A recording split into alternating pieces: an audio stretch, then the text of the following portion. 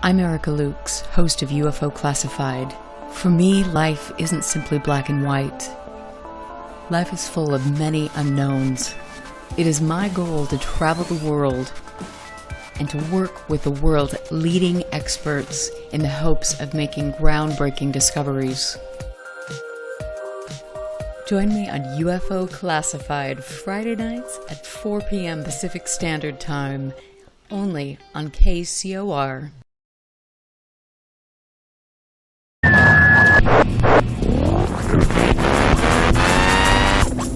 UFO Classified. UFO Classified. No more plausible deniability.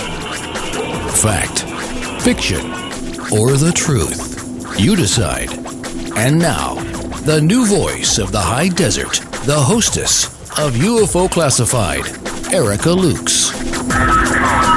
Happy Fantopia Friday, I'm Erica Lukes, and happy Valentine's, by the way. I want to thank all of you for listening, taking your Friday evening to spend it with me and with all of the great people that I see here in chat, and all of the people like Irv Brock. I know you are listening, and Andrew Krause, who is the most brilliant pianist in the world. He is an accomplished and sensitive collaborator working with singers and instrumentalists in and around the greater Washington, D.C. area. He has toured the world, U.S., Europe, Asia, and is an amazing, accomplished pianist. You can go check him out at andrewkrause.com, listen to his beautiful work, and uplift your soul, because sometimes, you know, things take a little dark twist. And I know all of you who have been following the Skinwalker Ranch saga that is unfolding with Chris Marks and myself and others. It has been an interesting road. What do we know now? We know that the narrative has changed. We know that, without a doubt, we need to absolutely understand that in all likelihood it was all about weapons testing, which could very well still be going on to this day. This is Utah. We do have a lot of military, and not to mention the fact one of the most concentrated areas of aerospace and defense contractors in the country. So we've got a lot of things to think about, and then we throw in the fact that Skinwalker Ranch is right next to a reservation. So many things to think about. We also know that there are specific places on the ranch where you have different types of activity. Some of that activity can be likened to the technology that we have today that is being deployed in the field. And so we have to ask ourselves serious questions. And I also encourage each and every one of you to be very, very diligent. The UFO world is the Wild West. There are no rules, there are no ethics, no morals, and it is ripe for having people manipulated to have them taken advantage of. We know that there are definitely Ponzi schemes out there and organizations that operate that really truly don't have the greater good of mankind and clearly haven't made any contributions after 50 years working. We also know that it is very critical to ask questions. If somebody is coming up with things and other people are questioning them in a logical way, you need to do your due diligence. You need to look into people's backgrounds. You need to research some of the political affiliations they have, some of the job affiliations they have, find out what the ulterior motives are, because I will tell you from everything I have learned, there are a lot of ulterior motives going on right now. Nothing is more evident than what we see, what has happened, especially during the BASS days, and what is happening currently in the UFO community. So do your due diligence.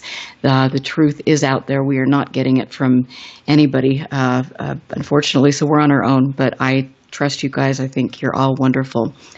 My guest this evening I'm really super stoked to meet. I'm going to be down speaking at the second annual Bayou City Paranormal Symposium, which will take place April 26th, and I am super stoked. Chris Marks will also be there. I will be talking about the Utah UFO deception, and well, that's going to be one for the memory books, especially all that I have learned as of late. Chris Davila is a founding member of the West Houston Paranormal Society and Bad Wolf Events. He's a talent coordinator for Bad Wolf Events, co-host of What the Suck I kind of like that name. Podcast and State of Fear podcast. He has been involved in learning about the paranormal since he was 6 years old. In 2004, he began activity by investigating ghosts and hauntings, and it is very similar. You know, when we look at UFOs and things, I mean, we're utilizing some of the same equipment, some of the same techniques. It's all interrelated. And so, Chris, thank you so much for being here. I cannot wait to meet you and hang out with everybody there. Oh, well, thank you so much for having me on. It's such a pleasure, and super excited to have you and Chris come down to Houston and wow us all with everything that you guys have uncovered. Thank you. It's been an interesting and a really hard road, because if you have seen, there are definitely factions that have been in place for a long time, that are bought and paid for or completely clueless, that like to kind of steer the narrative and promote, a bunch of BS and come in and do the bullying when needed. And it's such a trip. I mean, what is your opinion about all this, the Skinwalker stuff? I'm still looking through all the evidence and all the different things you and Chris have sent me, because you guys are constantly sending me all kinds of great information.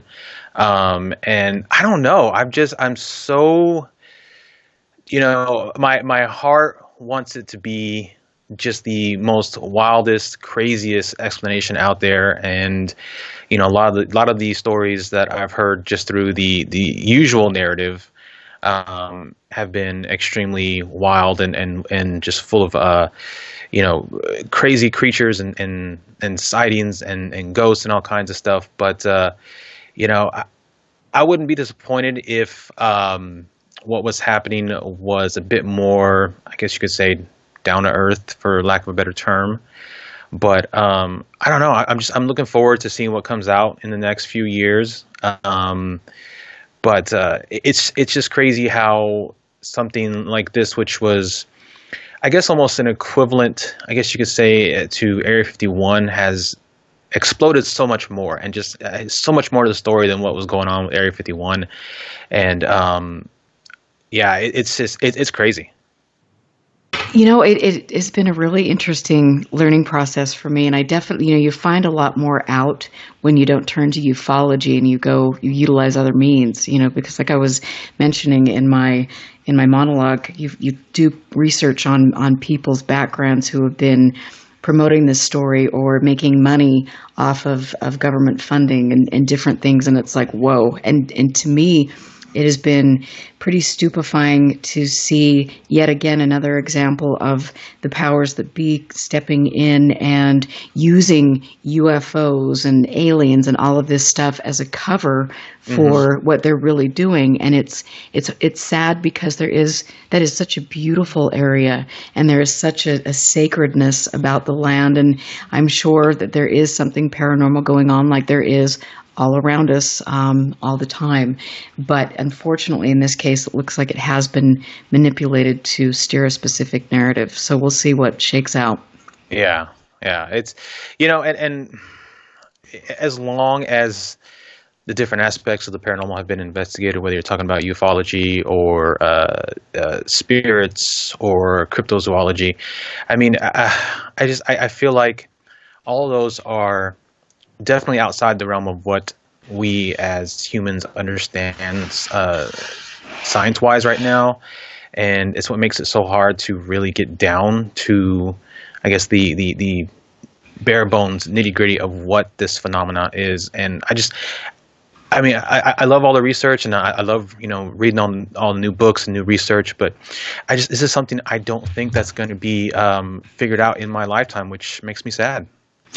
It is, and for me, there's and I want to get back to, that wonder that I had, growing up. I love the paranormal. I love learning about all of these things, and I absolutely believe there is something taking place. And sometimes, for me, I have to just step back and say, okay, I want to focus on that, and it's really important to stay grounded. And I think that for many people, that's kind of the awe and the wonder of the paranormal is that, sort of disconnect from everyday normal humdrum life, and that there's something more out there besides what we, especially nowadays with how connected we are to the rest of the world. I mean, it was 30 years ago, 40 years ago, you couldn't see parts of the world on, the internet. There really wasn't internet, but now you can more or less see the entire world from your living room. And so it's not quite as mystical or wondrous as it was before. I mean, it's still gorgeous and beautiful place, but I think the idea that there's phenomena out there that we don't quite have our hand on yet, we just have a few fingers grasping it, is what keeps everybody coming back to. I mean, a field that's been going on, off and on for, probably since we first, crawled out of caves. And so tell me, because you had an interest about the same time frame that I did as a small child. And so what did you tell us about how everything evolved in your life? It's so funny. I can't fully remember how I got to that point. What I can remember is that when I was in elementary school, I went to the library, and I think it had a little bit to do with growing up in a family where we watched a lot of horror films. And while I was fascinated by the scary parts of it, I was also more fascinated by the monster, the vampire aspect of it, the creature part of it. And one of the very first books that I ever remember checking out of the library, which I think is kind of what piqued my interest, was a book called How to Be a Werewolf. And this thing listed out 5 or 6 different methods for how to turn yourself into a werewolf. And I was like a 6-year-old in a library. And I think nowadays you probably wouldn't find a book like that in a library. But at that time, I was completely fascinated by all these weird and strange and unusual ways of how you can morph yourself into a 4-legged beast. And it went to, I found it when I was like 6, and I remember reading it for a while, and then I turned it back in. At that point, I was hooked, and I just started checking out other books. But about 3 years ago, I suddenly had like this sort of feeling of like nostalgia, and I remember that book. And so I went on this like year-long search, and I finally tracked it down, and I got an old library copy through eBay for like $6. And when I finally got it, I looked at it, and I was thinking, how in the hell did my 6-year-old mind read that and not just think it was complete gobbledygook? Because it goes into very detailed, old style, old world versions of how to turn yourself into a werewolf, including like drinking water from a wolf's paw under a full moon, or the print in a ground full of water, to wearing skin saturated in wolf urine and dancing around naked around a fire. Okay. Yeah, all this stuff. In my 6-year-old mind, I just remember thinking how cool it was to be a werewolf, not even contemplating the idea of my 6-year-old self walking around a fire with a urinated wolf skin on, Are you sure?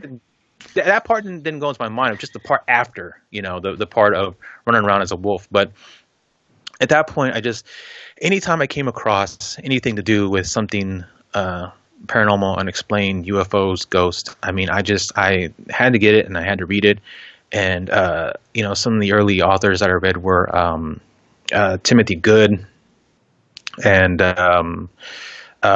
Joshua P. Warren, Lloyd Auerbach, and all of these individuals sort of shaped, even Hans Holzer and his bunch of books that he has, like his 1,000 books that he has.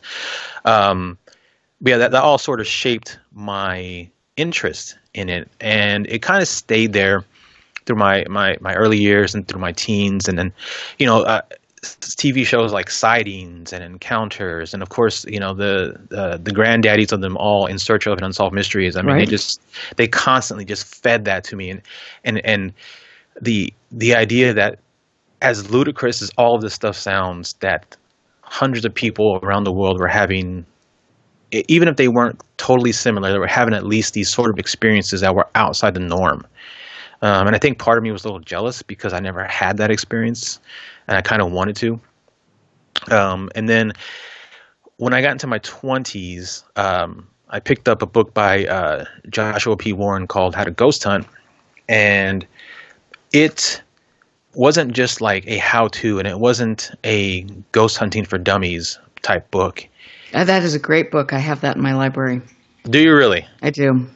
Yeah. It actually went into like scientific reasonings as to why paranormal investigating at night and at different times of the year, like in the winter, might actually be more fruitful than other times. Like he goes into the way the Earth's magnetic field is thinner at certain times of the year and is thinner at certain times of the day versus other times of the year, and so it was very, very much more scientific based than other books that I read. And at that point, he also had a list of like equipment that you can use or you can purchase to go ghost hunting. And at that point, I was like, okay, well, most of this equipment I can pick up at like a Radio Shack. You know, it's just standard equipment that people use every day that these investigators have found ways to use in investigating. And at that time, Ghost Hunters premiered in 2004. And when that premiered, that launched the boom of the now modern resurgence in the paranormal. I mean, Ghost Hunters in 2004 was like huge, like took off. And of course, I was obsessed with it because I'm seeing all these everyday Joes, these plumbers, doing the same thing that I've always wanted to do, and I see how they do it. I'm like, I can do that too. So I formed a small team where I lived in El Paso, Texas, and we went and did a few investigations here and there. And then when I moved to Houston in 2007, I quickly found a team that was just starting out, which is the West Houston Paranormal Society, and found them to be extremely like-minded individuals. And from that point on, we've been together since 2012. And it's been such a crazy, fun journey. You were mentioning that you didn't have any paranormal experiences early on and that you wanted to have something. I'm assuming that you have had quite a few. You know, Now. When I started, growing up, being involved in this or being interested in reading all these books and seeing and reading and I mean even like the Mothman Prophecies by John Keel, just all the stuff that went down in Point Pleasant within that 1 year time period. I was just non-stop hardcore believer. I mean, I'm still a believer, but when I started in 2004, I was like ultra believer. Like every little thing was paranormal, and I didn't have any experiences at that point, and it really probably around 2000 and I say 13, 14, not long after I joined my current group, I started finding myself becoming more of I guess you can call it a skeptical believer. As we did more investigations and met more individuals who had activity in their houses or public investigations, we began to find that there were, certain things that were easily explained as rational or normal experiences. And so it slowly kind of turned me to a skeptical believer. But then I did actually have a few experiences, probably 4, that to this day I just cannot find an explanation for. And I've kind of become, I don't want to say the bane to my group, but I'm definitely the buzzkill, because when we do an investigation and we go back and review all of our evidence, if we find something that seems like it's paranormal, I will spend a good amount of time, days probably, testing it and breaking it down and running it through filters and trying to figure out, if this is something that was actually normal or was something that we just interpret as paranormal. And probably 7 out of 10 times I can, and then I go back to them and show them that, what it actually was. And of course, I'm disappointed because it wasn't paranormal. But those 3 times that I can't has led to us getting what I consider some actually quite great evidence. And I mean, if you go to our site, we don't have a lot of evidence up on our site because we don't put a lot of the evidence that other teams collect, such as dust orbs and things like that. We have very few pieces on our site because we're pretty strict about what we put up there. We also have a debunk section that I insisted on to show people how, using audio, video, and photos, how you can encounter pareidolia, audio pareidolia, and sort of a teaching tool showing them how you can misinterpret this. So, but I've had about 3 offhand that I can think of that just to this day, my mind is just boggled by them. You know what? We'll talk about that when we get back from the break. But can you give our listeners the website so they can check out your work? Sure. So for the West Houston Paranormal Society, it's WHPS-ghost.com. WHPS-ghost.com. Ghost plural. Awesome. And then as far as the second annual Bayou City Paranormal Symposium, where is the best place if people are in the area that they could, obviously you can get tickets online, but give us a little bit more information about that before we head out. Sure. So it's April 25th and 26th in Pasadena, Texas. It's at the Pasadena Conference Center. You can go online to badwolfevents.com and find all information as far as speakers, tickets. There's a pre-sale right now that's going on until the end of February, where all the general admission tickets and the VIP tickets are $20 off. And there's regular VIP, and then there's upgraded VIP, which gets you into the ghost walk with all of the speakers, including yourself. I cannot wait to do that. We're going to have so much fun. I don't try to go out and speak at a lot of conferences because the more I spend time in this, I can't really hang with a lot of people that have beliefs, or you know what I'm trying to say. Oh yeah, I know what you're trying to say. Yeah, and so I'm really excited and honored to be speaking at your event because we've had conversations and I understand that you are very skeptical and grounded. And I think that's important because, like you say, when you do get good evidence, people have a much harder time refuting that if you have done your due diligence. Yeah, absolutely. And everybody we have at the event, they're salt of the earth, grounded people. I wouldn't have any other way. And we had some of them last year, and they're great people. They're not the kind of people you would worry about running into at some of these events. But yeah, it's going to be a ton of fun. And so who else is speaking? Oh man, so we have the Clean Brothers, which are a Texas favorite. They were on the show Ghost Lab. Richard Estep, who's a Colorado author, great guy. John Zaffis, the godfather of the paranormal. We have you, of course, and Chris, and then we have Linda Godfrey, who is the author of the Michigan, Wisconsin Dogman books, which I'm a huge fan of, and I'm super excited to have her come down and meet her. We have Michelle Bellinger, who's coming from Louisiana to talk about vampires, and we have a few more that we have so many people coming. It's my mind right now is just drawn. That is so cool. I will honestly be listening to every single one of the lectures because it sounds really intriguing. And Linda Godfrey is somebody that I've wanted to speak with because the Dogman, we've had reports of that up in the Uinta Basin and different things. And she also is very familiar with the Skinwalker lore and things like that. So that's going to be really, really cool to connect with her. I'm looking forward to it. We're going to go to our first break here. I'm here with Chris Davila. Thank you so much for taking your Valentine's Day to hang with us here on UFO Classified. Hopefully you can do something romantic after. Hopefully I will too. But we'll take our break and we will be right back.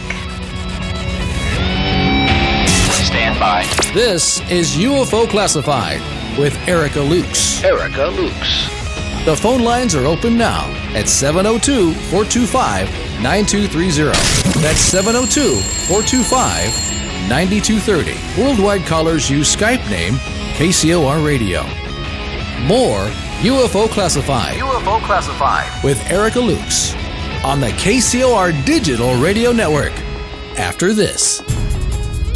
Looking for intelligent talk? Then look no further. Expedition Truth. Hosted by Jack Ashcraft. Live on Thursdays, 4 p.m. Pacific, 7 p.m. Eastern. Exclusively on the KCOR Digital Radio Network. From spirituality and prophecies to philosophy, politics and science, and so much more. Expedition Truth is setting new standards for what intelligent talk radio should be. Jack explores all of the hot topics, as well as interviews some of the most respected academics and authors in their respective fields today. Expedition Truth. Live on Thursdays, 4 p.m. Pacific, 7 p.m. Eastern. Intelligent talk for the discerning mind, because the truth never fears questions. Now, broadcasting in digital HD radio.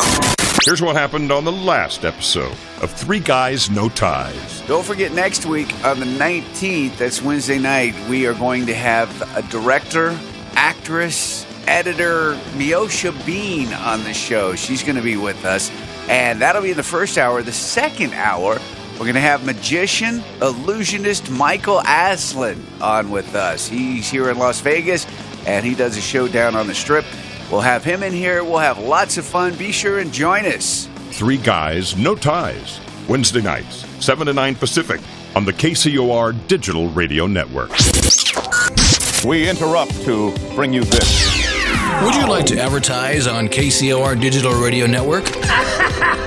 This is what I'm talking about. At a fraction of the cost of traditional radio advertising, why not? Tell them the good news. Whether you need to promote your next book, product, or service, we can customize a package for just about any budget. Finally, there is hope for the hopeless. Why limit yourself to a tiny local market when KCOR can brand you to the world? Here's all you do. Visit KCORradio.com or contact our sales department by email at saleskcorradio.com. We want it now! See the difference with us by letting us work for you. This ain't reality TV! The KCOR Digital Radio Network. Are you ready to go? It's showtime! Here we go, world. You're listening to the KCOR Digital Radio Network. Broadcasting from the heart of Las Vegas, Nevada. Your base is so large it has to draw most of its power from the nearby nuclear fusion plant. The future of radio is here and now.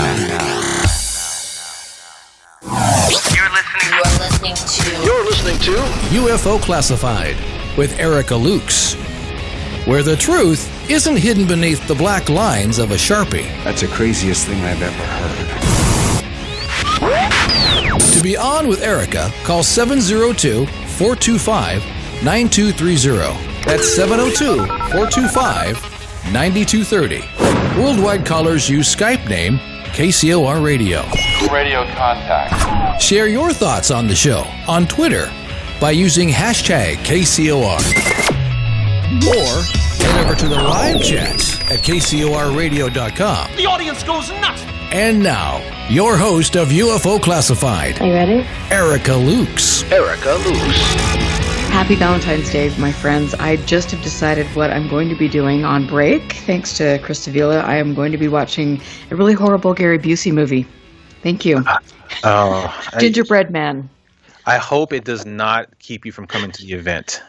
I think it will make me want to come to the event even more. So okay, great, awesome. I am like super. Yeah, that sounds awesome. Gary Busey is, well, I mean, he's an interesting actor, I would say.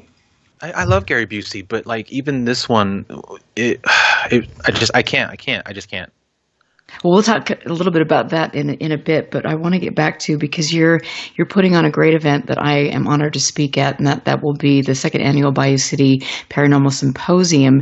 And I love the fact that this is, includes the paranormal, which I've always been fascinated in. In fact, I started studying that before I really dug into kind of the ufology aspect of things. It's amazing. But that is April 26th, and we'll be joined by Linda Godfrey, as you were saying, the Kling brothers, Michelle Bellinger, Katie Stafford, all of these people, and the Haunted Collector will be there.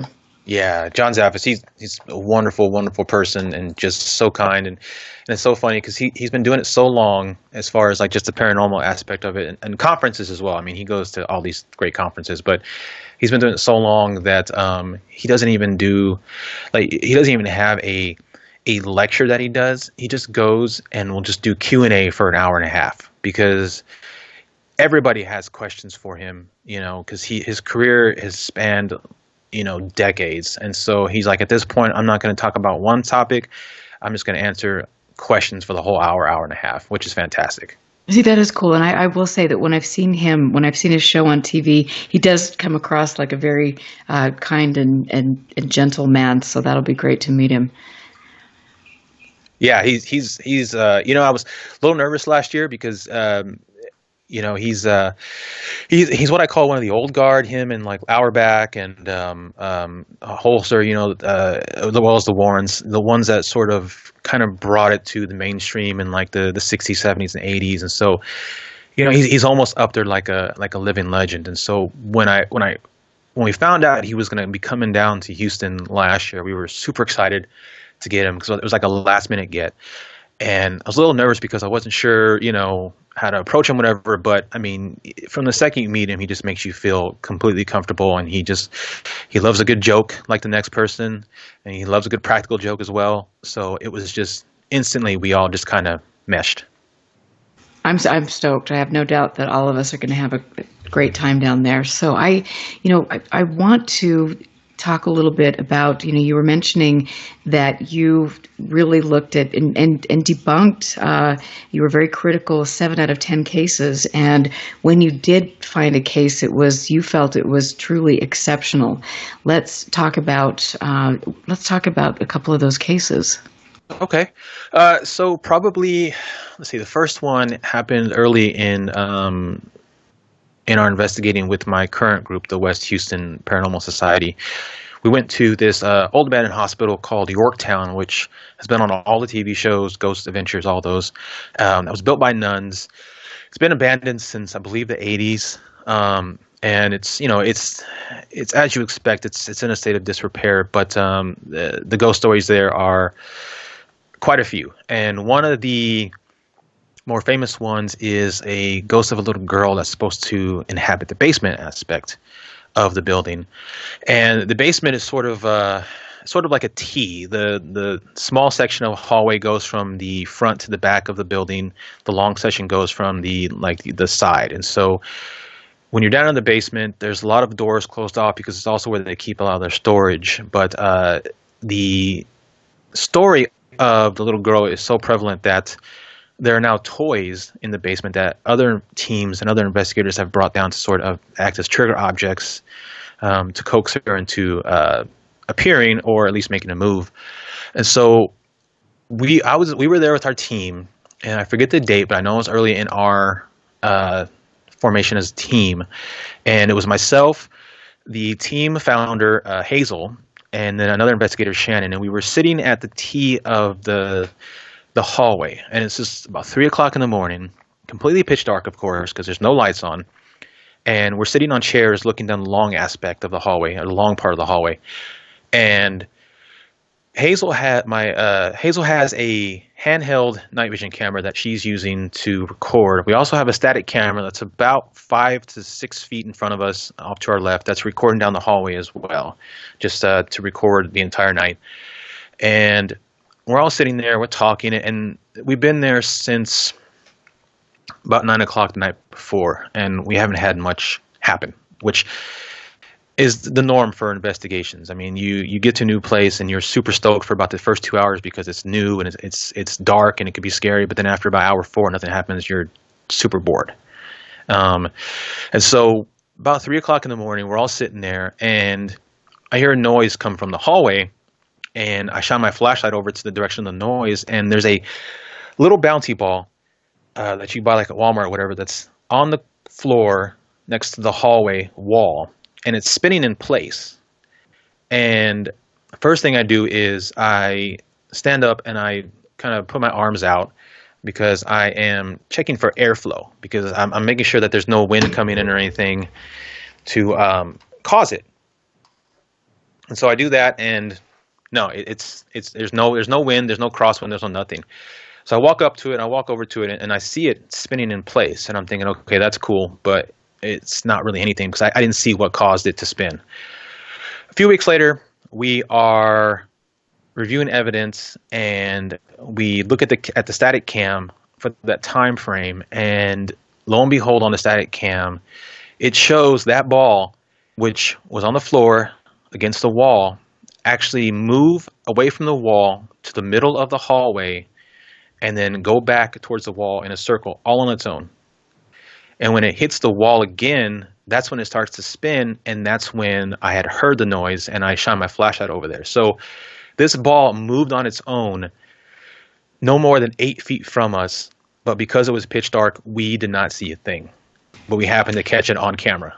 Oh, that's incredible. Wow. And of course, I was pissed because I didn't see it actually happen, and I was right there. Isn't that the way things typically go? You know, it does make it frustrating. It does, because like up to that point, I hadn't had anything really like happen to me live. Any evidence that we've caught has been after the fact when we reviewed our audio, our video. But to have something happen right then and there, but not actually see it because it's just too dark, oh, so frustrating. That's so cool that you captured it, though. Yeah, and if that is one of the pieces of evidence that's up on our site, one of the few. I even applied a heat filter to it so that you can make the ball out a bit more, and it does help to see the ball actually move out into the middle of the hallway and then move back, and it's fantastic. That is so cool. I love that. So what other case can you tell us about that you had something that was very similar, something that you actually put through the paces and you thought was remarkable?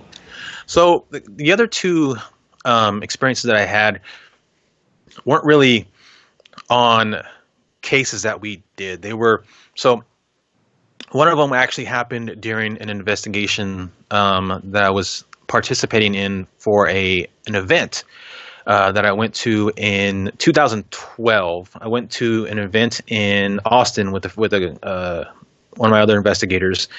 It was a event that they put on, the paranormal conference they put on that first year in 2012, and that's where I first met like Greg Lawson and the Kling brothers, and that's kind of what sparked the interest to get this event going, and now is why we have the second annual one coming up. But we had the privilege as VIP members of investigating an old fort late at night on the first night of the event, and so this fort has these small officers' cabins in the back, and they're separated by about 10 yards of space in between. And we're investigating with a couple of the members of Ghost Hunters International who are there, Britt Griffith and Chris Williams.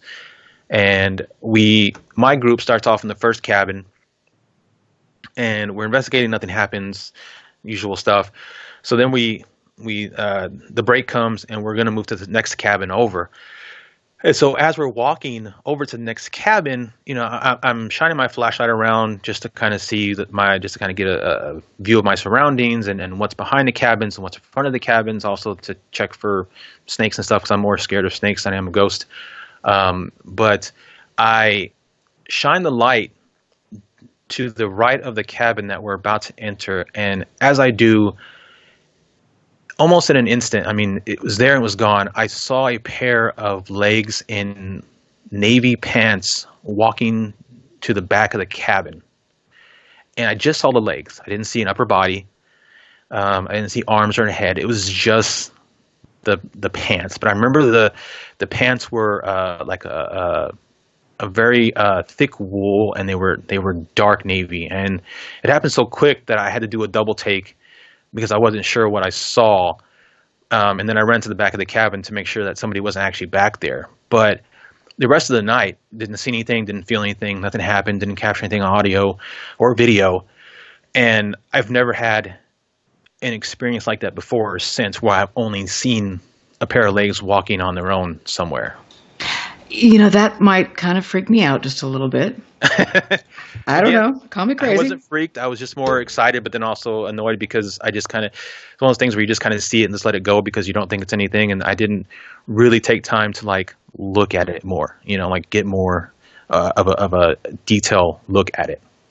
Well, and it's so crazy because some of these things happen so fast, and it's like, it takes time to, it takes a moment to kind of process the information that you just witnessed. And I know for me, I lived back when I was in my 20s and early 30s, I lived in a very, very haunted house that I've talked about before. But that was, it was on the news crew, the local news crew spent 2 days out at the house, and they captured some very interesting things. I had a great group of people here come into the home, and they put things through the paces like you do, and had some really interesting EVPs. I mean, we were seeing apparitions. It was an old polygamist. It was next to a polygamist home, and the home was 100 years old. But it was one of those things that it was really, whatever was there was interacting with us. You know, we never felt threatened, but it was a very unusual experience. And to this day, I miss living in that home. It was a really fun experience. I mean, that sounds like heaven for me. That sounds wonderful. You've already had more experiences than I have. Yeah, well, you know what? I've been really lucky, and I don't know whether I'm just being an artist. I'm more, I don't know why certain people pick up things and why other people, I have a harder time. It's all such a mystery. But it was really cool because I had many other people over the years there that were witnessing things alongside me. We were capturing these things, and it was pretty powerful. Wow. So I love it.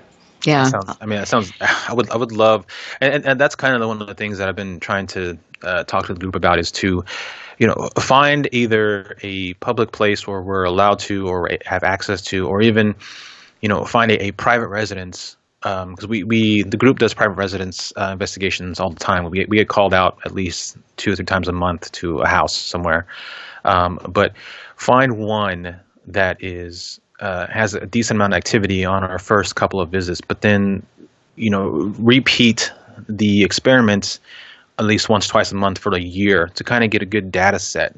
Because I really feel like you can't really get a good idea of what's going on in a location by just staying there for 8 hours, Right, absolutely. And that's been really difficult to do because a lot of times these public places, they charge you to go to these places to investigate, and then the homeowners, they're happy to have you the first few times, but then after that they want some sort of a cleansing or something because they don't want it to happen again, and at that point you're not able to continue the investigation. And that's unfortunate. Do you find that sometimes when you have people that you go investigate their homes and they're seeing things, do you think, because it's always been interesting to me to see the way people interpret things, like if for me, we could watch a doorknob turn on its own and then the door open, or things fly off shelves, just different things that happened that didn't unnerve me, but if you took another person and put them in that situation, they would be freaked out and thinking it's a demonic, some sort of possession. Did you come across that a lot? And we do, and we find that a lot of the occurrences that are reported to us from these homeowners, they're freaked out, they're scared out of their mind because it's something unusual that's happening that they have no control over and they can't put a stop to. But as individuals who've been doing this for a while, and as someone like yourself and myself who's been reading about this since we were kids, we've heard and found cases where actual negative or demonic entities have occurred in places, and then we hear these other tales, and it's like, no, it's just more mundane stuff. But of course, to these people, because it's happening in their home and it's not something they learn about or read about or encounter all the time, to them it's absolutely frightening. But to us, it's like, okay, well, if we can just capture that on some sort of equipment, then it would be amazing. The vast majority of the time that we've gone to private residences, I would say, again, the magic number is 7 out of 10 times. It's individuals who are not completely healthy mentally, and they have some sort of issue that is exacerbated by either their living conditions or some sort of medication they're on. Or one place we went to, the situation was made worse by just a tragedy that had occurred with them a few years back, and they just weren't able to let go of that tragedy. And so that sort of manifested its own sort of ghostly haunting. We found that places have, tons of black mold, have correlated with where these individuals have had their occurrences or encounters in the same areas where the mold is at. We found places where, we had this one house where the husband was saying the wife was always having crazy occurrences whenever she laid down in bed, and she would have visions and she would see things and she felt like she was being like attacked. And they, so much so that they moved out of that house, and then they want us to go investigate. We went to investigate, found the master bedroom, found out where the bed was and where she would lay down every night. And lo and behold, in a 2-foot area along that wall, we took our EMF meter and it was spiking because the wiring, the shielding behind that particular wall was not insulated properly, and it was just pouring out EMF into her where she laid down. And she's already in a vulnerable position because she's in a relaxed state, and so it was having a negative effect on her. And that is really important for people to understand. And I think, you have that too with the UFO sightings and different things. I mean, there are other factors that are involved, and the electromagnetic fields, that's a big one because it can cause a lot of harm to you, cause hallucinations and all sorts of things like that you're saying. So thank you for bringing that up, because I was just going to ask you about that. And, it's one of those things where you don't, unless you're in the in the field, you don't really hear too much about it. But you find that many people are actually very sensitive to that kind of thing and just don't know about it. And yeah, EMF is something that occurs naturally from the earth, but it's usually for the most part in such low levels that you aren't generally affected by it. But then when you start bringing in, housing and wiring and insulation and things like that, and we're just constantly bombarded with electronics in our life, and so if you don't know you're sensitive to that, you just may think you're being attacked by a demon or something. And that is really true. I've been, researching or looking into, the 5G technology and some of these things. And since we're going down the path, it's for Chris at the Skinwalker Ranch and some of the maybe non-lethal weapons testing and things. Okay. I mean, all of this is coming into play because we do have so much in our environment right now that can affect us and affects other living things. And it also has the potential, unfortunately, to be weaponized. I mean, there's so many things taking place with that, but that is one thing I'm glad that you really focus on when you're doing your investigations. And it sounds like a disappointment or a letdown because we find a natural reason for this happening. But I can tell you, whenever we bring this up to the homeowners, just the look of relief on their face is, at that point, it's made it totally worth the trip out there to investigate because, for the most part, many of them, it takes a lot, and a lot of times because we're out in Texas and there's a lot of open area and country and stuff, and so a lot of these people are sort of more rural people, and they're sort of salt of the earth, like common sense people, and so to have this stuff happen to them, they don't want to admit it, first of all.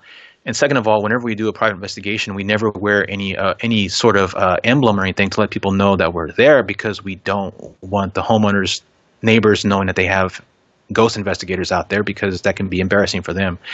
But then when we find these natural explanations and let them know how they can change it or fix it, it's a huge relief to them as well. And I think that sort of education is important, and that's kind of leading back to the event, kind of what was the starting point for the event last year, which is why we named it a symposium as opposed to a conference or convention, because we wanted to have a place where we can bring people together for an exchange of ideas and education, and not just typical convention where people come dressed up and then meet people to get autographs, things like that. We want it to be a place where you can come and meet people that you might know through, books or TV shows, but then also get a educational lecture on the topic that they're a expert in, and talk with them more later on, at their booths or whatever, and just sort of get this free flow exchange of information to help, dispel a lot of the myths and falsehoods that are out there regarding this field. And that is so important, and I think that's one of the reasons that I was so stoked to speak at the conference, because you are grounded, and there are a lot of myths, and I think some of the TV shows that have, are out there definitely don't help In some, you know what? It's I don't even know. We won't go down that road. But I mean, it does in a way. Some of the TV shows do kind of debase the topic, and that's unfortunate because there is something very real and very important to study, as you know. Yeah, I mean, they do sometimes do more harm than good.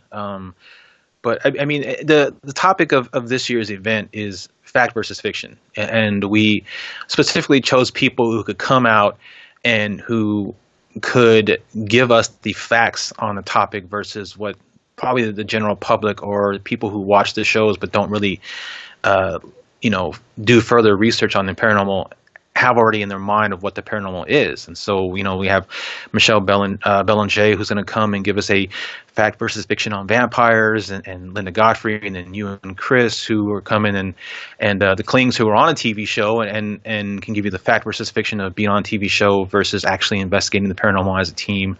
And so it's really important that we, provide a fun place, to meet people and to have lectures, but also leave people a little more comfortable with the paranormal than they probably had coming in.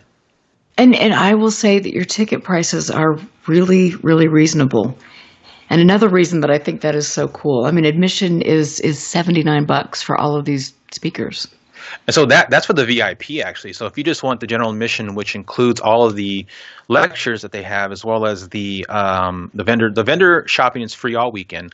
But if you want to see the speakers, lectures, and you want to check out all the exhibits, right now the pre-sale is $39 for both days, which is I think, super cheap. Yeah, and then the VIP, which includes the general admission plus VIP priority seating and a swag bag and a T-shirt and all that. That's $79, and then the upgraded VIP, which includes everything plus. You get to go to the meet and greet the Friday night before, and then you get to do the ghost walk. Is right now it's $99, which I still think is a super great deal. That's a really, really great deal, and I like that because you're obviously doing this because you care about the integrity of your subject, the paranormal and ufology, and you're doing it and you're making it affordable to people instead of, as we see some conferences, it's just about, the money, which is good. We all need money. We all work hard and we deserve that. But I mean, I like everything about you and what you're saying. And I know that this is going to be a really, really cool event for all of us. And I'm excited, but we're going to take our longer of the two breaks. I hope you'll stick around. I love this conversation. I think it's really important to discuss the paranormal aspects of things because they're all interrelated. And we're going to find out more about that when we get back with relation to EVPs, Skinwalker Ranch, some of those things. I've got some questions for you. So, Chris, I hope you'll stick around. I will be back. Thank you for supporting UFO Classified. I want to give a big love to Northern UFOs. You are the bomb. We will catch you on the other side of the break.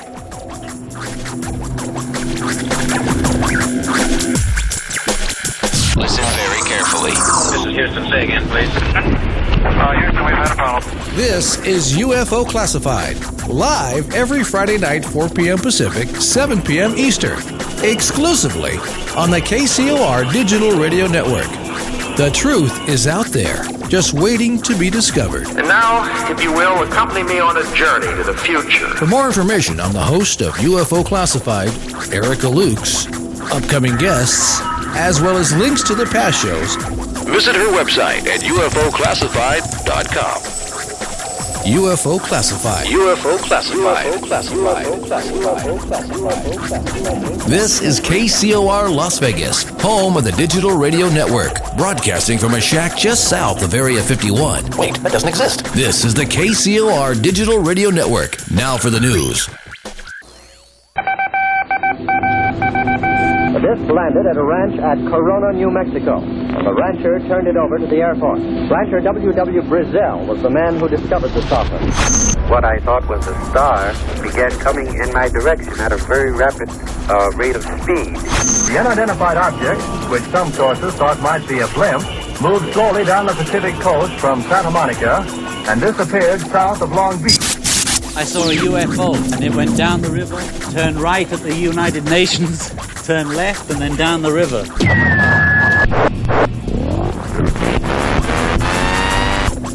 UFO Classified. UFO Classified. No more plausible deniability. Fact, fiction, or the truth? You decide. And now, the new voice of the high desert, the hostess of UFO Classified, Erica Lukes. Welcome back to UFO Classified. I am always honored to have you spend Friday evenings with me. It has been a real pleasure for me over the years to watch the show grow and to understand that there are some big players that are listening to every one of my shows to make sure I don't step out of their bounds. But of course, as most of you know who listen every week, I usually do, because I actually believe that we need some integrity and truth in this subject, and we are simply not getting it. I think the current events with To the Stars Academy and some of the other nonsense that is coming out, I think, again, that is just another attempt to manipulate the public and to also instill a sense of threat.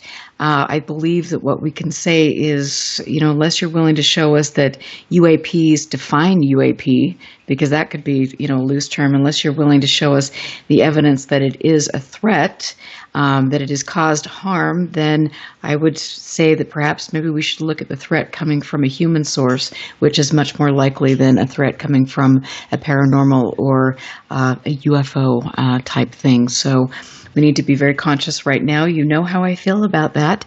You can go to ufoclassified.com to support the show. This is a listener-supported show, and I appreciate all of the people out there. Scott Brown, my friend from In the Field, Northern UFOs. I've got so many great people that support and promote my show. You mean the world to me, and we're all doing this together. So thank you very much.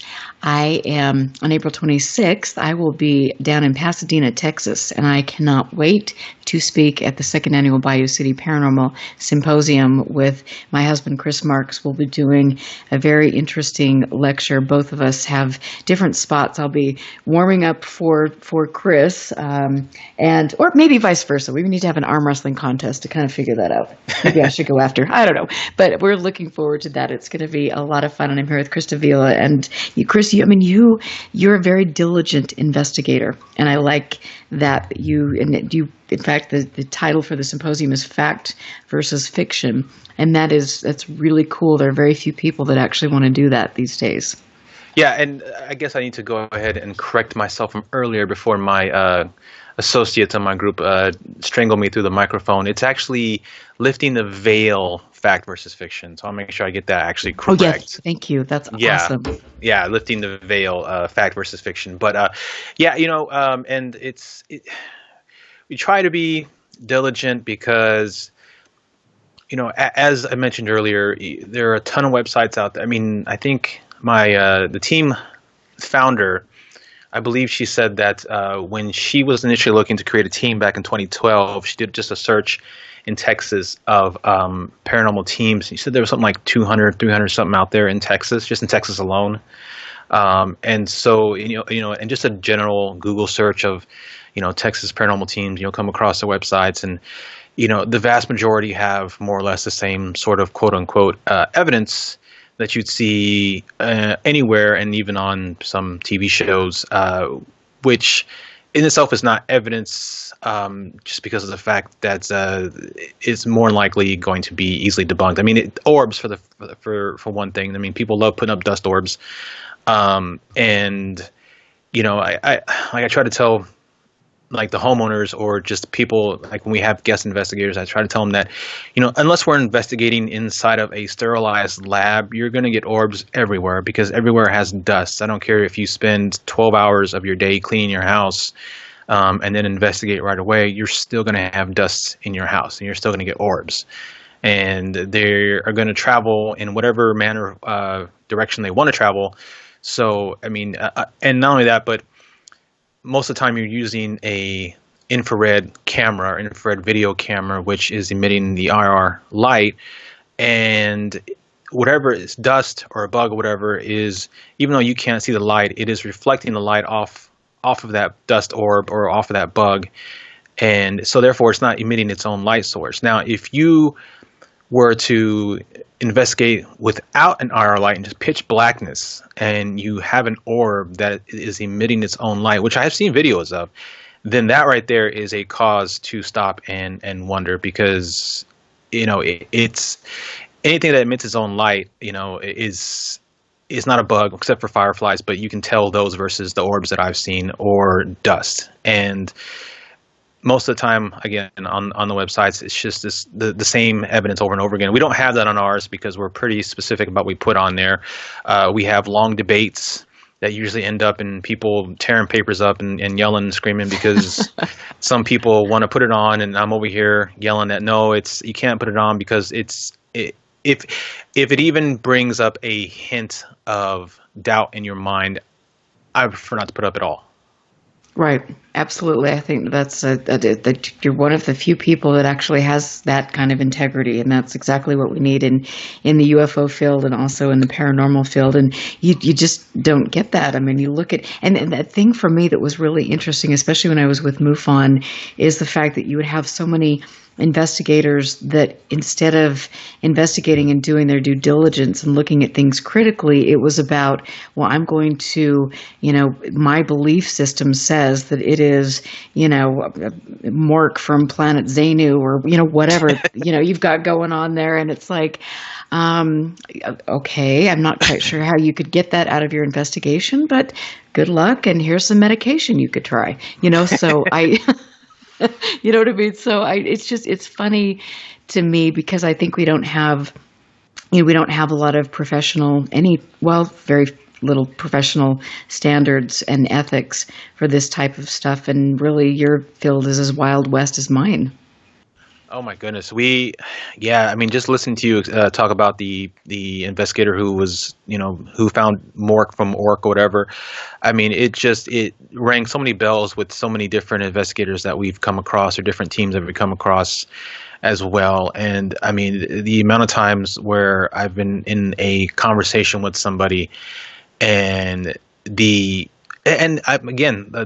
blind belief is fine for the most part. If you really, really want to believe that, I don't hold anything against you. More power to you. My issue comes to when you are not able to look at it from another aspect and you just completely shut out the other side of the argument, or you're using that blind belief to sway a client, most likely a private homeowner, into participating or doing something that probably doesn't need to be done, or you are not experienced in doing, and therefore run the risk of actually doing more harm than good. And that just comes from a lack of education and knowledge and research. And that is so true. And it's interesting. There's so many parallels between your world and my world. And I look at some of the people, specifically here in Utah and around Skinwalker Ranch, and they've kind of, they've been fed some really strange beliefs. And so they're thinking that this is a demonic portal to hell and that they can, that everybody working on the ranch is a reptilian shapeshifter. And I mean, some of these things, and it's like, I hate to say it. I don't know. I mean, I suppose without my makeup, I could look a little reptilian, but you never know. But it's, it's like there's so many, it's so easy to insert delusional beliefs, or whether that's for a reason, or whether it's just people that are bored and I don't know what, need to stay off the internet. I'm not quite sure, but that can be really dangerous, because when you've got people who are mentally maybe perhaps imbalanced sometimes and need a rational intervention, and you get people that are instilling this other garbage into the narrative, that's really dangerous. Yeah, and I feel like the ufology field is so much more. It's so intrinsically linked with the government so much more, and so you automatically get that distrust of government anyway. So it doesn't matter. I feel like it doesn't matter what evidence you put forth or what explanation you get. Like, people are just going to automatically assume that you're being bought out by the government anyway, and that you're a disinformation or misinformation agent. And I feel like it's a lot harder in that field to really sort of present, the facts or weed through the crazy loons than it is the ghost or the spiritual paranormal world, because, we're not so linked with the government and cover-ups as is the UFO world. And I think you're right. It's been really interesting to study. I have a really great library that I've started a few years back, and I've got all sorts of collectible books and periodicals and research. And it's been interesting to see when, ufology back in '47, when all of these things started to happen. You've got Kenneth Arnold, Roswell, different things, and then you see the government stepping in, and you see different religious or political factions stepping in to steer the narrative. And that's been a really fascinating thing, and I try to encourage people that are listening who want to look at good research, to look outside of the United States, because there's so much nonsense going on, and the subject has been so heavily manipulated, which is sad. Yeah, no, it's very sad. I think that's another reason why. I mean, because as I said, growing up, I was interested in everything from aliens to UFOs to cryptids and ghosts. But as I got older, I guess that's why I gravitated more towards cryptids and ghosts, because there was less sort of a political agenda behind those fields. There was less of governmental involvement or cover up, and so it was a lot easier. At least I think it was a lot easier to distinguish what could be, real versus not real, or, again, not having to sort of wean through all the loony bins out there. It was, and I feel like the cryptids and the ghosts, at least to me, because of the fact that they're not linked with like governments and cover-ups and the political atmosphere and everything, sort of keeps that air of like mystery and enchantment and just overall like wonder, because of the fact that Wolfman, Dogman in Michigan is has a ton of witnesses, there's tons of stories, and you can read them all and you can go out there and investigate, versus like a UFO sighting that might have been could have been government, could have been secret aircraft, could have been just mass hallucination. There's less natural or less real world causes for things like Dogman and Bigfoot than there are for just a standard UFO sighting, and so it keeps that sort of era of wonder, I feel.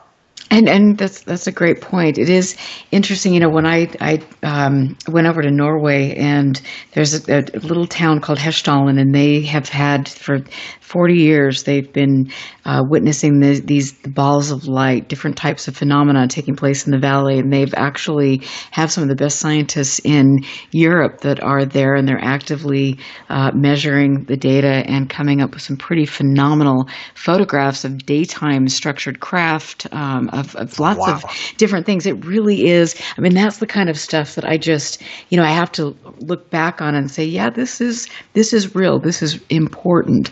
And so when we get past all the political drama here and all of the cloak and dagger stuff, then there is something good, and it's so important to remember that sometimes.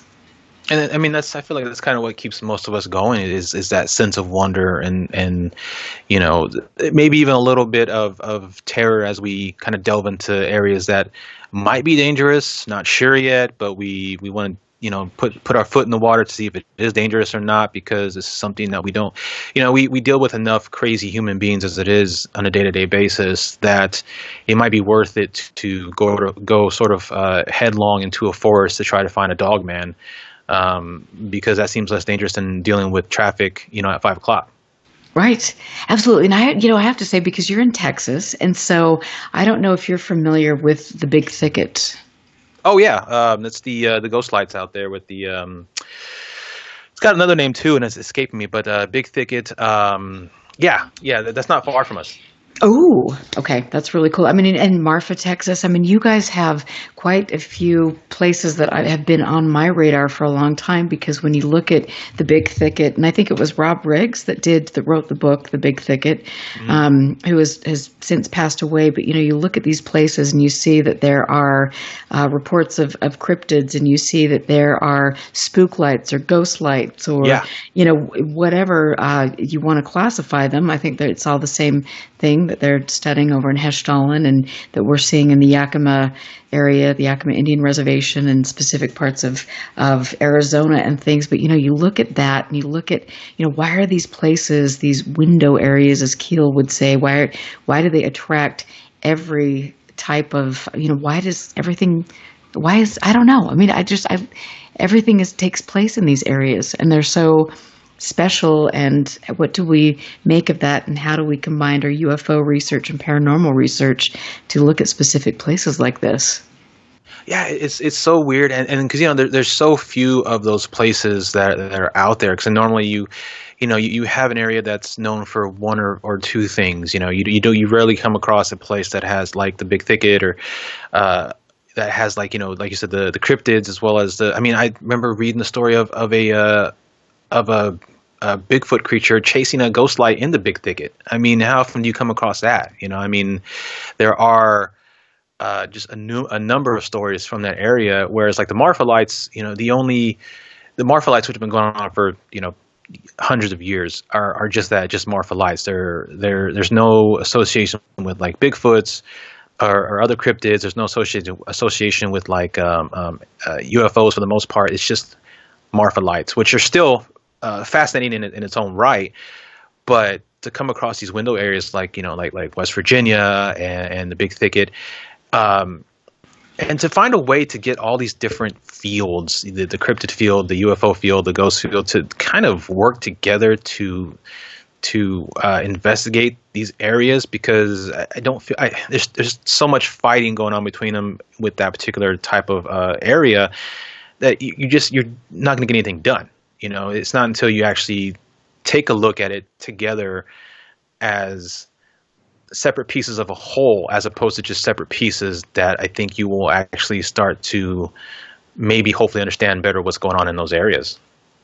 Absolutely, and it's just fascinating to me. I mean, I was very fortunate to be able to go to Norway, and I actually went to southern Arizona to a very, very special site that Michael Persinger and Dr. Massimo Teodoranti, Erlingstrand, people like that they understood the real uniqueness of that location, and they don't divulge the location because it's a very sacred place. But it was so amazing to go out there and camp with no tent, and just out there in the middle. I mean, have strange creatures, coyotes walking through your camp at night, and it's like, okay, this is a good time waiting to happen. But I mean, it's so amazing when you go to these spots and you really absorb that, and you try to gather data and things. It's really I love that. Yeah, and there's one, I don't remember who it was that postulated the theory, but there's a theory out there that I saw or I read about a long time ago. I don't know what it's actually called. I call it the apartment building theory. It states that all of the phenomenon, and humans included, all, it's sort of a simplified version of like the parallel dimension or multiverse theory, where imagine a tall apartment building with like 5-6 floors, and each floor is a different dimension, and each one has a different sort of phenomenon on it. Top floors may be cryptids, second floor is UFOs, or the fourth floor is UFOs, the third floor is like ghosts, and then the second floor is like us, whatever.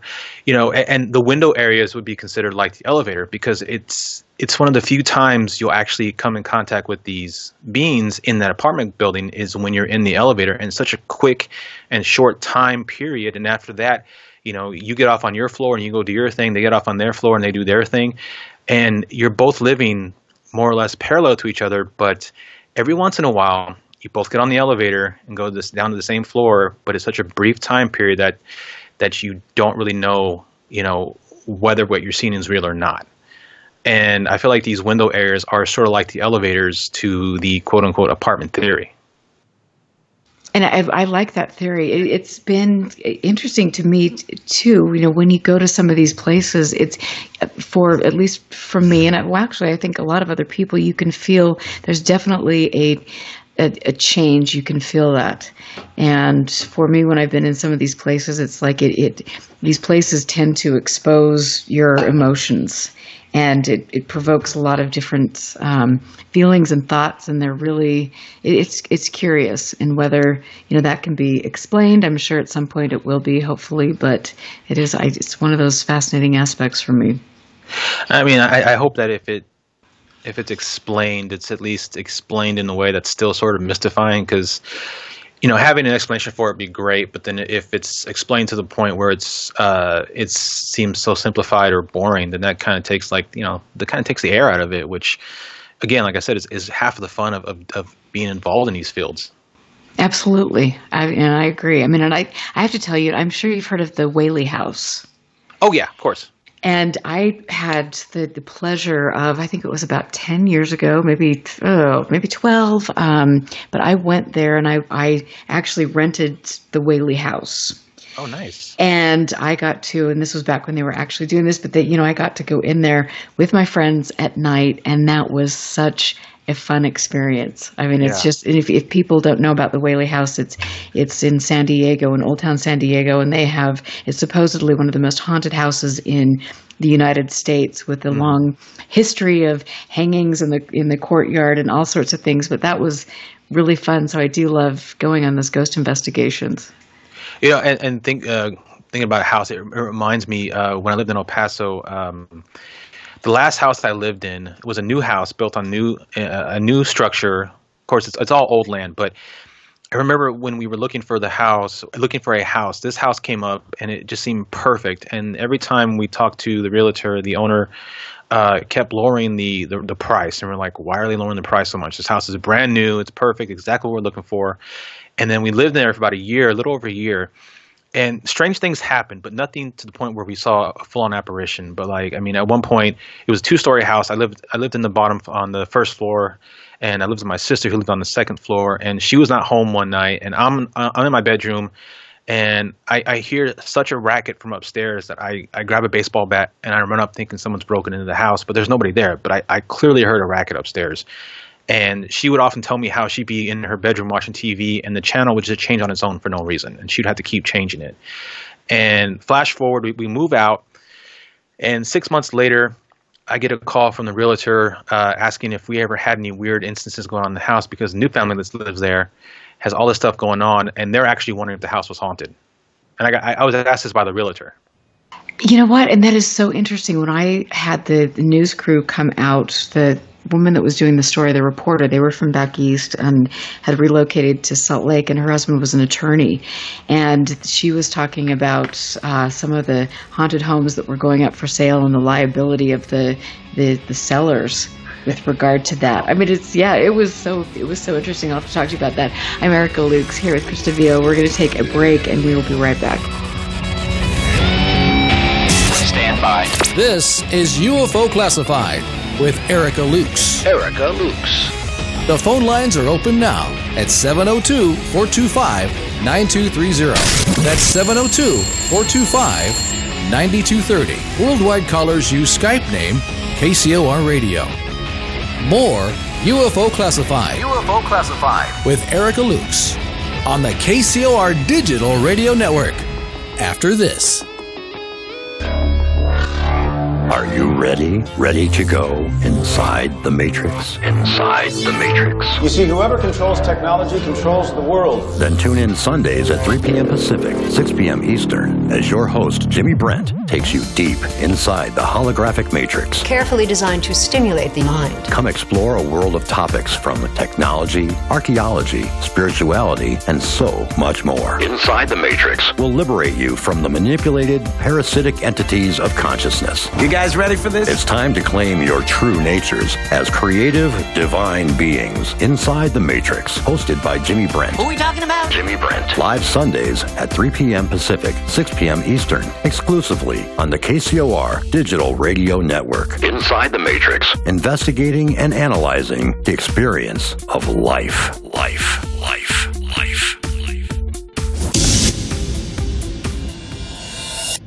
Vegas, baby! Vegas' #1 source for talk and new music. How cool is that? Thursday nights are about to get weird on the KCOR Digital Radio Network.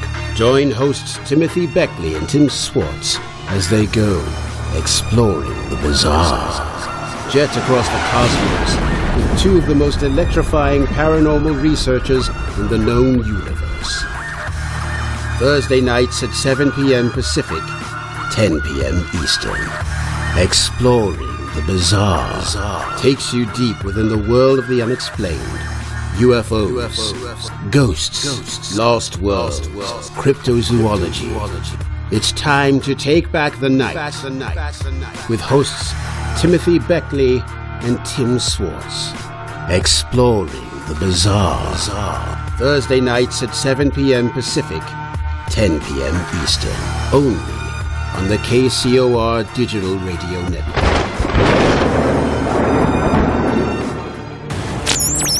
What is the government hiding, and why? The Truth hits the airwaves Friday night, 7 p.m. Pacific, 10 p.m. Eastern, with Mac Maloney's Military X-Files. That's the craziest thing I've ever heard. Plunge deep into the paper trail of classified files. Unlock the secrets the government's been hiding for years.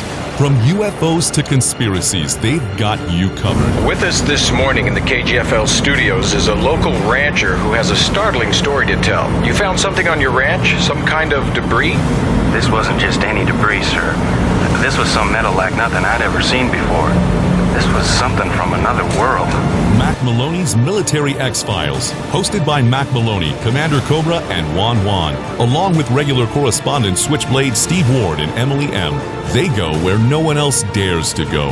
Mac Maloney's Military X-Files, now airing Friday night, 7 p.m. Pacific, 10 p.m. Eastern, on the KCOR Digital Radio Network. At any given moment, your ability to keep your mouth shut, and if necessary, to lie through your teeth, may very well determine the course of history. They know what's really out there. Shouldn't you? You're listening to UFO Classified with Erica Lukes, where the truth isn't hidden beneath the black lines of a Sharpie. That's the craziest thing I've ever heard. To be on with Erica, call 702-425-9230. That's 702-425-9230. Worldwide callers use Skype name KCOR Radio. Radio contact. Share your thoughts on the show on Twitter by using hashtag KCOR. Or head over to the live chats at KCORradio.com. The audience goes nuts. And now, your host of UFO Classified. Are you ready? Erica Lukes. Welcome back to the last segment of UFO Classified. I could talk for hours, and usually I do during the week when I'm doing research, but I have so much fun. And I'm here with Chris Davila, and he is hosting the second annual Bayou City Paranormal Symposium, which I get to speak at. And Chris Marks, my husband, this is going to be one of our few public speaking gigs, but it will be very, very powerful, and we're looking forward to meeting some of the people, going on the ghost walk, and just hanging out. That I cannot wait. So I will be posting links to that on my website. So if you're in the area, please sign up and support the event. It will be very, very cool. But Chris is also the co-host of What the Suck podcast and State of Fear podcast. And I mean, you've been in the paranormal forever. You're also a member of the West Houston Paranormal Society and Bad Wolf Events, talent coordinator for Bad Wolf Events. You do a lot, and I love your grounded approach, and it's interesting to me, and I think it's important, again, to stress the fact that these subjects, the paranormal, ufology, all of these things overlap, because you look, prime example is Skinwalker Ranch. You have in one location a little girl that you could hear. You've got in another location a shapeshifter or a giant bulletproof wolf. And whether these things at Skinwalker Ranch are man-made or, whether they're paranormal, it's the jury's out in that location. Right. But in many other locations, like you're mentioning, you have a whole host of things taking place. And it is really curious, and we have to understand that we should be looking at all of these subjects and understanding them. Yeah, and I think that's what makes people, researchers and investigators like John Keel, just so valuable, is that he understood that, the phenomenon is not singular. It's not one or the other. It all coexists. It all kind of inhabits one another, and so. One leads to another. UFOs, probably lead to Bigfoot, probably lead to ghosts, and the phenomenon crosses, and it's not just one thing. And the more we work towards investigating with that mind frame, I think the more information and the more facts and truth we may discover. I mean, John Keel's work is some of the greatest. I mean, he's just a legendary writer and not afraid to bring forth the idea that these things are not just as singular, black and white as we make them now. Right, absolutely. In fact, I've got some of his the copies of his books, prints of his books in my library, and it's been so fascinating to go back and reread over the years. He was definitely a pioneer, and I want to, because unfortunately we're getting ready to wind up the show here in the next 20 minutes. But I want to ask you. You were mentioning when you do an investigation, you're looking for electromagnetic fields. Do you also take into account any power lines in the area? Yes. We always take in. Because we normally do an investigation, we get there when it's still daytime, and because we like to do a thorough walkthrough of the grounds, and not just the house, but of areas nearby, in order to kind of do a baseline reading of everything power-wise in and around the house. If there is a large power substation or something nearby, we make note of that. And we want to take in as much of the claims beforehand as possible, so that when lights go out and we do investigate, the first thing we always do is take those claims and then try to recreate them in our while we're there, to either debunk them, or if we try to recreate them and we find that we can't, then we sort of focus on that area for a little bit to see if the phenomenon is going to happen again. But for the most part, we're always trying to find a natural cause first, eliminate the natural and then go after the unnatural. And so if if there is a big a substation or a power line in that area, what are the potential effects on human beings? Well, everybody's different. I mean, some people are more sensitive than others. It really also depends on the personal stories that we get from these people, from the clients, because you can have 5 people in a house near a substation, and 2 people are experiencing something the others are not. And so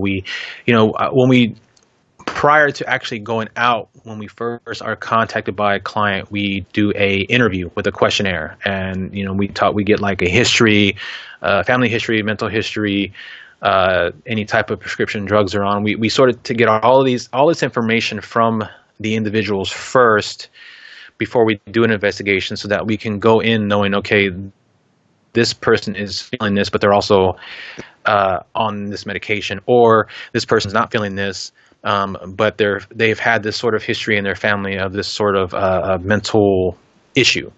And so we use that to form the basis of, if there's something like a large power structure or something nearby, then we try to see how much power is actually being generated from that area into the location that we're investigating, if any at all, versus how sensitive the individuals living there are to that. And again, if they're super sensitive, we let them know of the more natural cause as to what may be causing their occurrences, and 9 times out of 10 that it definitely calms them down and definitely makes them feel a lot better, and that they're not going crazy or they're not actually seeing ghosts or demons. And from there they can take that information to determine how they're going to change their life, or if they're even going to live in the house still after that point, which some people have. Some people actually have moved out afterward. That's good. Because I think some of the health effects from living around this stuff, they're definitely worth noting and paying attention to, especially as we become more bombarded with all of this, everything that's taking place in our computers and cell towers and all of this stuff. It's really interesting. But I love the fact that you're so diligent and that you want to rule out all of this stuff. And I want to ask you a little bit about EVPs, because, this is, again, and I hate to keep bringing this up, but this is something that they were interested in at Skinwalker Ranch. This is something that I've been interested in. Give us the background on electric voice phenomenon. So the EVPs have been going on as long as people have had the ability to record audio. It really gained notoriety, I believe, in the 80s when a class system was created. A, B, and C levels of EVPs.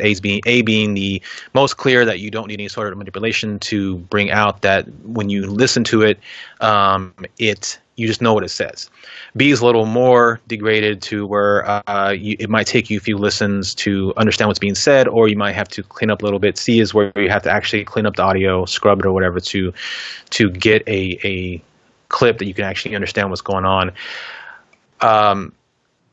You don't hear a lot of investigators talk about the class system anymore, and I'm kind of glad, because I personally think that there should only be two levels of EVP, A and B. And A is the super clear that you can hear without any headphones or manipulation, and then B is everything else.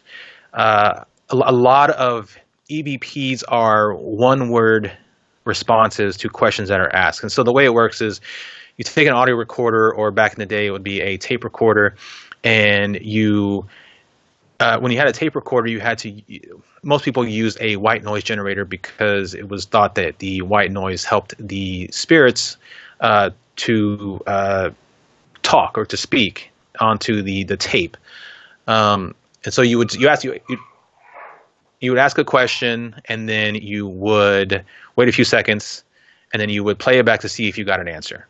Nowadays, the way digital audio recorders are built, they have an internal sort of white noise. You don't need the external white noise, but the same theory. You just ask a question, wait a few seconds, and then you play it back to see if you caught something. A lot of times what happens, though, is they ask yes or no questions, single word questions, and they'll get a response, but a lot of times it's audio pareidolia, where any noise or any sort of normal sound or noise can be misinterpreted as a yes or a no.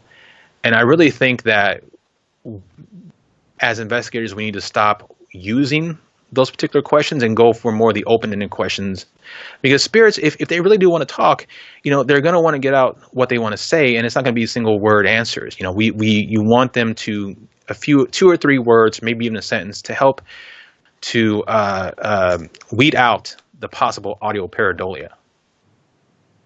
And that's really great. And the pareidolia, that's an interesting point. There's so many examples of that. But I want to talk about Ouija boards too, because this is something that has been the subject of a lot of debate and over the years. Oh man, I'm gonna get. Or you could just say next question. It's fine. I think Ouija boards are a bunch of crap. It's plastic. It's wood. It has to do with your intent. Ouija boards have gotten a bad rap from the Catholic Church because of movies like The Exorcist and stuff, and but prior to that, they were used as parlor games. It literally, and we tell everybody this when we do our investigations. We tell everybody this, that using a Ouija board is the exact same as using a audio recorder to ask questions. You're doing the exact same thing. You're asking questions and waiting for an answer. With the Ouija, obviously, it's visual because you're looking at it spell words. With the recorder, it's auditory, of course. But it's the exact same thing. You're asking questions to a spirit, hoping for an answer. The difference is intent. There's no negative connotation associated with audio recording because it's seen as more of a scientific tool, and it's used in all the shows and everything. And so people have a more neutral or even positive belief with that versus the Ouija board, which is just has a bad rap. I think it's total crap. I've used Ouija boards tons of times on investigations. I used to walk around with one in my hand on investigations and nothing ever happened because I went in with the intent that it's not a portal to hell. Now, if you go in with the intent that it's a portal to hell, or you're worried that it's going to be a portal to hell, then, it's that whole theory of man-made demons where you might actually bring something in through the Ouija board because of your intent or your belief. So I'm very good friends with Robert Murch, the head of the Talking Board Historical Society. The man lives in a house full of Ouija boards, and he will tell you to your face that he's never been haunted. He doesn't believe in them, but he's fascinated by the history of them, and so if you ever see pictures of his house, they're just all over the place. And the man is perfectly. He's a great, wonderful individual. He lives up in Colorado, I mean, he was going to come down for our previous event, but he wasn't able to make it. But he had a representative here in Houston that was able to make it, and he brought like probably 100 boards going back to like the very first board all the way up to like the current boards. And so you got to see boards from like the early 1800s. You got to see boards that were used like in movies and TV shows. And he loved the history of it, but he doesn't believe in it. How fascinating. I can't imagine. I don't know. Given the stories I've heard over the years, it's like I don't know. I'm not sure if I'd want a whole house full of them, but it is interesting again because that just shows the power of belief, right? Exactly. and does if we believe in something, does that give it life? I don't know. And see, that's what I believe, which is why I believe that going into Ouija board with that already preconceived notion is going to give it the life that you already have the preconceived notion of. And speaking of which, let me go back to the event real quick. We are going to have 2 exhibits there that are going to test that theory. The first exhibit is the returning favorite, the Psychomantium, which is a room full of haunted mirrors. Last year's event, the Psychomantium, it was like the hottest thing there. People like loved to go into it. It's basically we've acquired mirrors from some of our clients in houses. We've also acquired mirrors from like thrift stores that have energy on them, and so we put them in a room where you walk in and you're surrounded by them. And so it's almost like scrying, where you look into black glass long enough to you actually see something, but it's instead of it's just all mirrors surrounding you. And so that's an exhibit that's going to be at the event. If you go in for the free vendor shopping, then I think it's like a $5 charge to go in there, but you can go in there all day. If you get the general admission or any of the VIPs, then you can go in there as much as you want throughout the weekend. The other one is called the Pareidolia Chamber. We are gathering old CRT TVs, a bunch of them. We're going to put them in a room against the wall. We're going to turn the white snow on. We're going to turn some white noise generators on, and you're going to turn the lights off, and you go in there, and it's going to be like straight Poltergeist or White Noise with Michael Keaton, where you just go and you just stare into the snow and listen to the noise and see if you discern any shapes or any talking. Wow. Okay, I will be bathing in holy water and I don't know what, seeking therapy, and I'll get grounded, and I will do that and it's really interesting that you mentioned that, because I was going to ask you about that type of things. I mean, I just think that you can access things, definitely, and there is, and forgive me because you're going to have to help me with this, but when you go into a dimly lit room and you look at yourself, it might be the same thing in a mirror with just a small light. Is that the same type of thing that you're talking about? Yeah, that's considered scrying as well. I mean, it's looking into a dark and reflective surface long enough to the point where your mind automatically starts to create shapes or movement when there shouldn't be none. Okay. Yeah. But yeah, same with the Pareidolia Chamber. It's if you go in for the free shopping, it's just $5 to visit, and you can visit all day. But it's included with all the ticket purchases. And last year, all the speakers made sure to take turns going into the Psychomantium and just had a great time. And everybody saw something different. And I think we had 8 mirrors last year, and everybody saw something in like 3 of the 8. Okay, this will be a trip. I cannot wait to do this. We're going to force you and Chris to visit those for sure. Well, I mean, Lord help us all. But we're first in line. I'm like sitting here, Chris is in the background, just going, "Oh yeah, bring it on." So I got a big old smile on my face. It's going to be fun. I know it will be fun, and I have to, just really quick, pareidolia. I mean, obviously, people can see things visually, and with regard to that, I mean, tell us a little bit about your thoughts on that, on the visual aspect. I think it makes up the majority of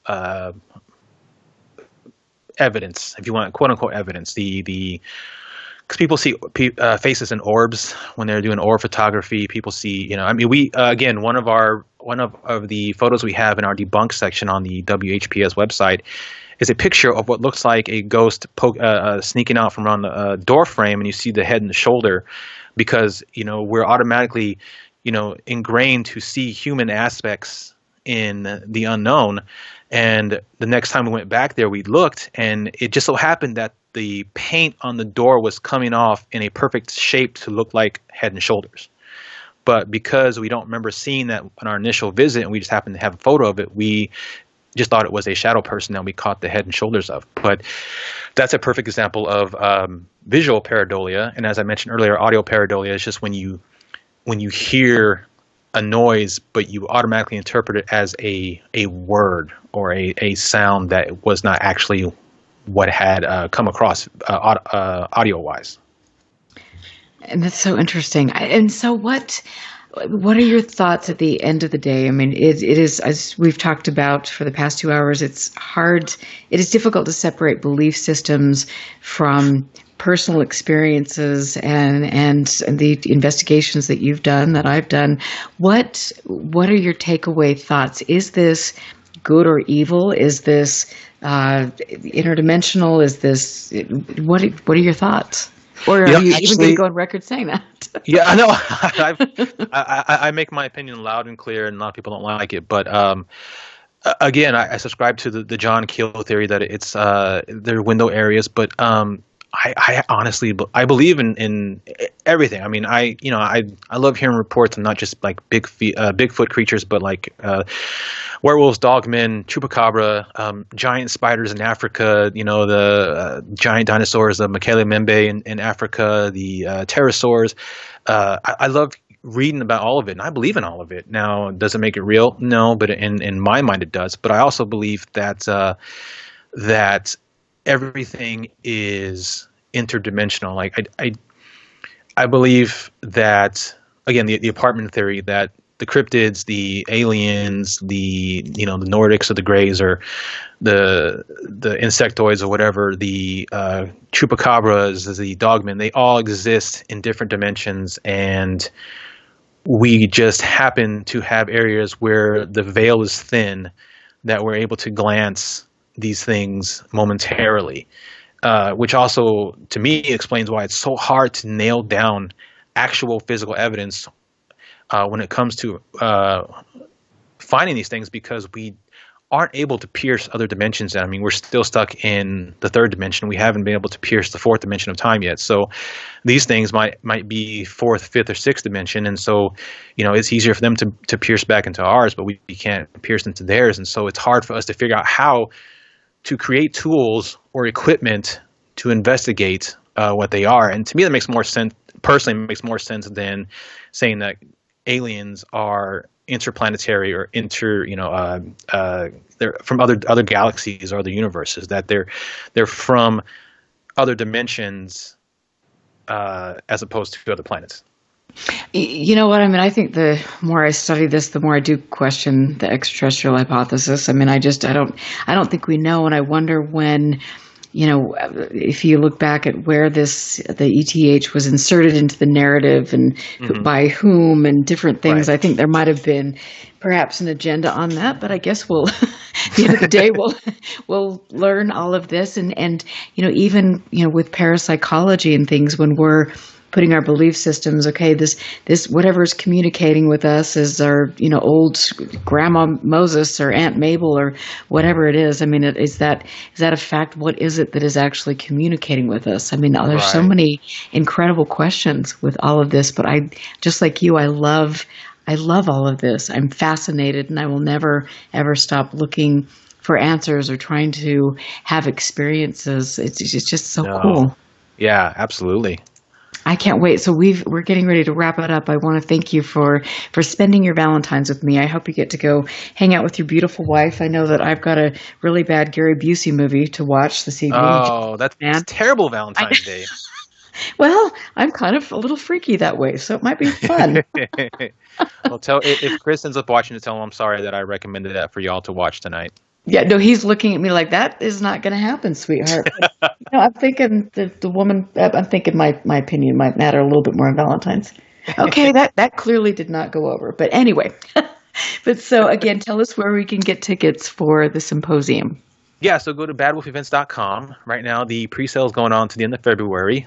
You can get general admission for $39, which gets you, into all the lectures, and you can visit the speakers. It gets unlimited admission to all the exhibits, and then we're doing raffles and giveaways as well. You can the VIP is $59, which gets you everything mentioned previously, but you also get a badge, exclusive T-shirt, swag bag, and then priority seating. You do upgraded, which right now is $79 until the end of the month, which gets you all that. Plus, you do the meet and greet Friday night, and you get to do the Old Town Spring Ghost Walk with all the speakers. And that's at badwolfevents.com/tickets. Get them on sale while they're cheap. But even after they go on off sale, I still think it's a hell of a deal.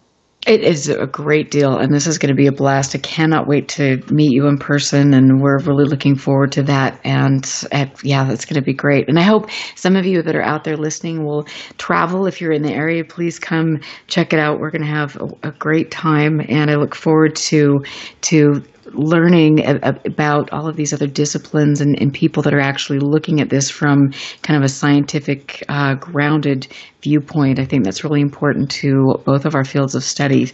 I am Erica Lukes. I want to wish all of you a happy Valentine's Day.